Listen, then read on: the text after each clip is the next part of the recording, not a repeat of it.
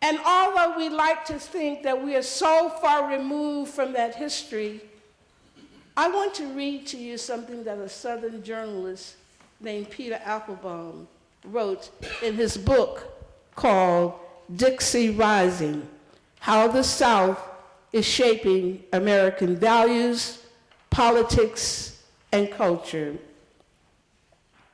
He says quite astutely, I think, that rather than being pastless, the South is a place that at the end of the 20th century, amazingly, is still fighting most of its old battles over states' rights, the Confederate flag, integration, the meaning of its own history. Rather than being neutered, it is still the most conservative part of America, still drenched in religion, and I might add fundamentalist religion. It is still the most still carrying the banner of the antebellum South, states' rights crusades, and the New South booster ideologies of the 1880s.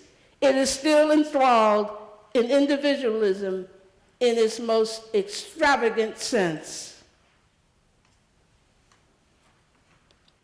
This paragraph of Applebaum's gives us an opportunity to collectively create a fertile ground to unpack the history of the South, to locate its refusal to acknowledge its brutal and oppressive past, and its determination to raise out of this fertile soil of the Southern freedom movement a new white supremacist culture that is highly anti-intellectual, highly materialistic, and over and against anyone except white male patriarchs, heterosexist patriarchs, I should say.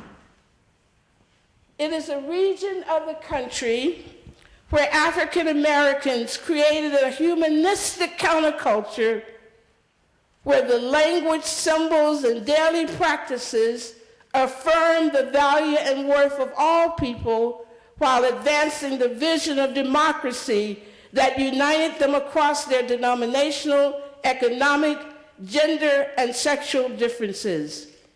In this reactionary climate of religion, Black people created a radical theology that said that God is on the side of the poor and God is on the side of the oppressed. It stood in direct opposition to a white Confederate Southern theology that said that God is on the side of the rich and white patriarchs and the aristocracy, and sometimes on the side of poor white people, given the circumstances. Of these race men and women, and when I say race men and women, please do not filter that through a white supremacist notion of race.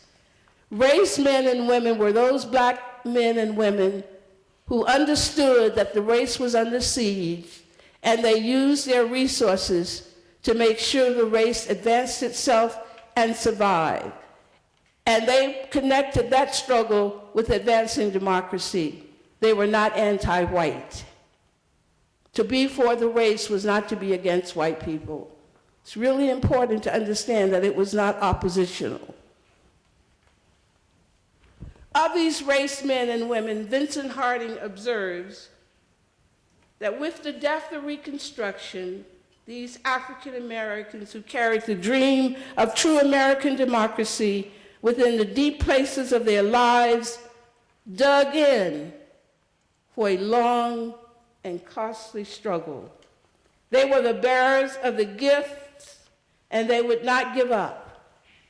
In their best hours, they understood that their movement was not simply a movement for Black rights or even for equality with the wounded American populace, but it was a movement for a new birth of freedom in the blood-soaked, fire-singed land called America and the South.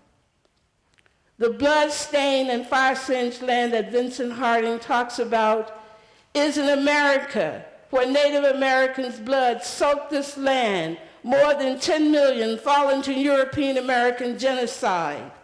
It is the story of slaughtered Latinos at the Alamo.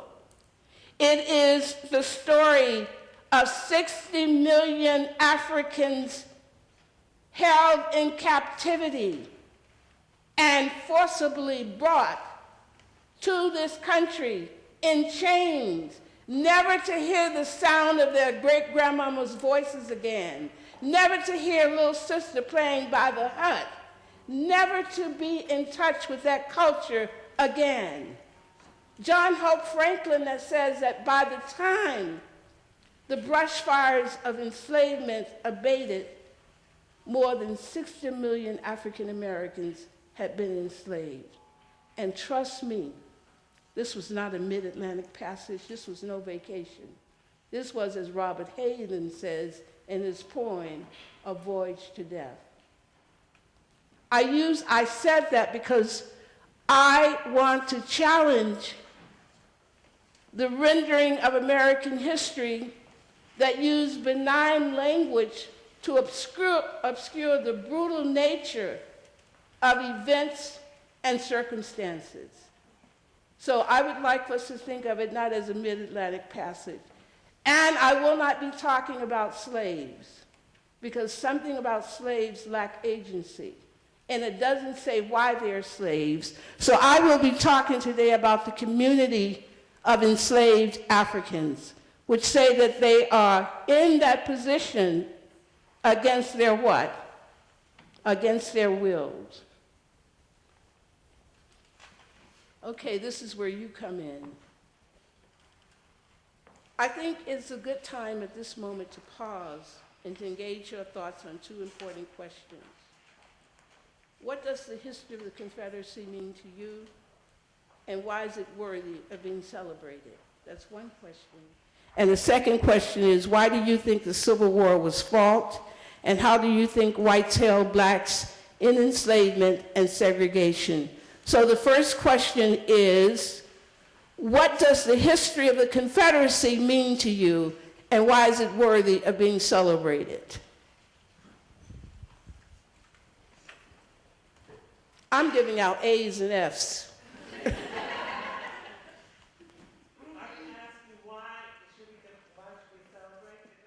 I'm first of all wanting people to tell me, when they think of the history of the Confederacy, what do they think about?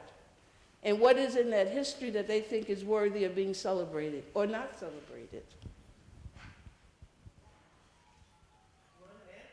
Yes, I do. I want discussion. Come on, everybody. We're at the University of Virginia, where I was told that there are brilliant students here.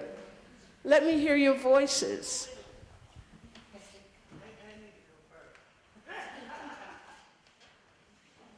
Come on, somebody take a shot at it. When you think of the Confederacy, what do you think of?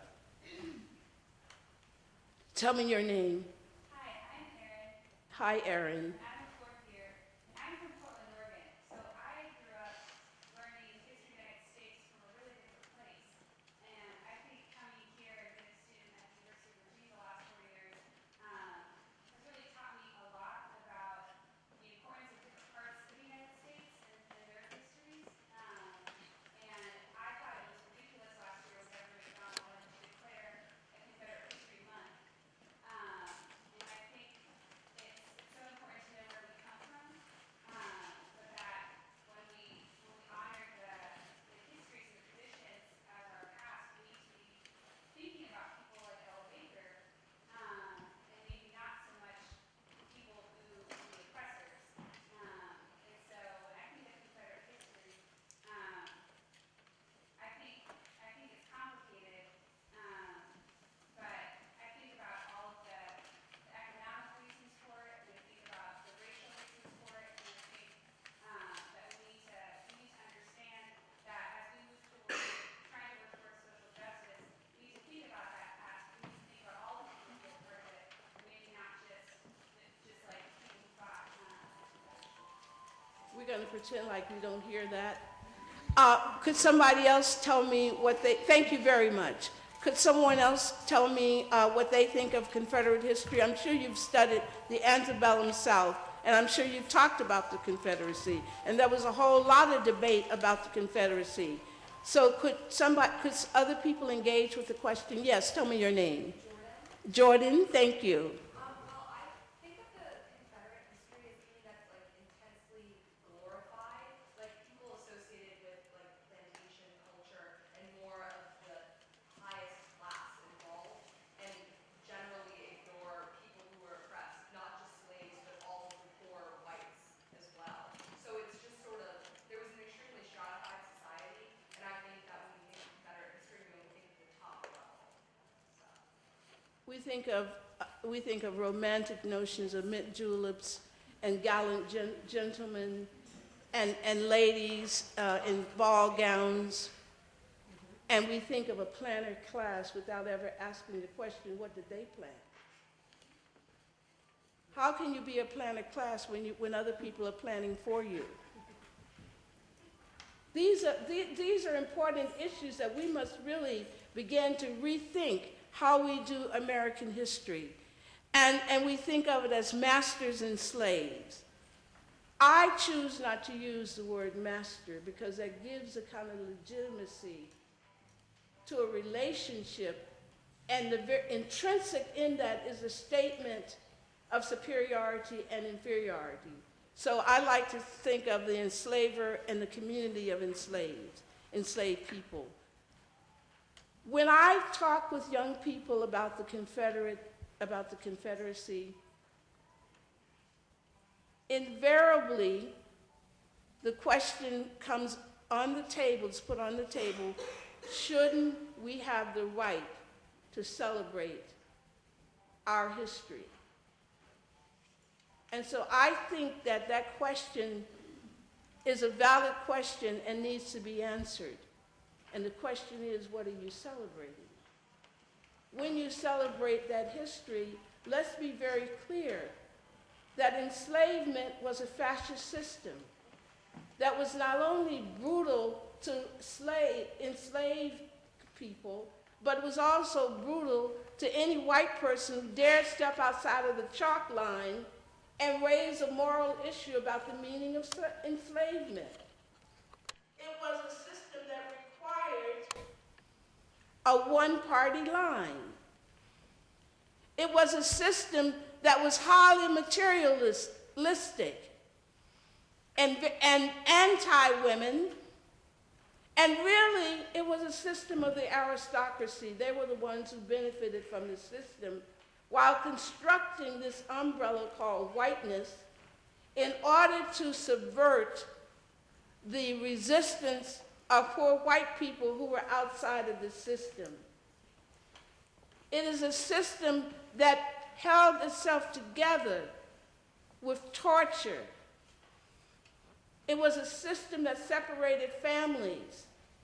It was a system that raped, where African American women were often raped.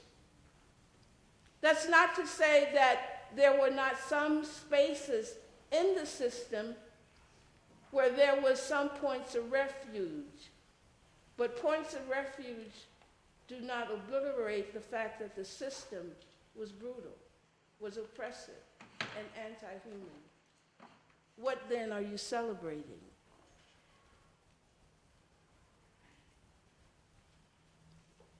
I suggest that if people, one of the alternatives is to do new history and raise up the names of these long-lost white people who took a risk and stood up against enslavement when it was very dangerous to do so.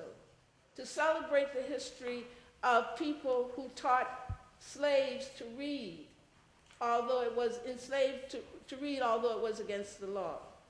There needs to be a new points of celebrating, not the fascism and not the white supremacy.